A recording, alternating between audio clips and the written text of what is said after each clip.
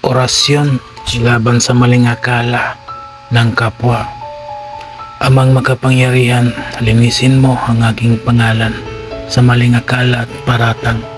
Takpan mo ako ng iyong liwanag upang ang katotohanan lamang ang manaig.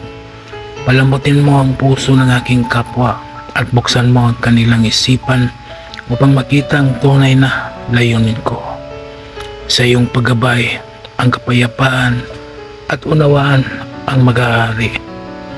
Bigkasin lamang ang mga orasyon na sumusunod ng 3 beses at iihip sa isang basong tubig at inumin.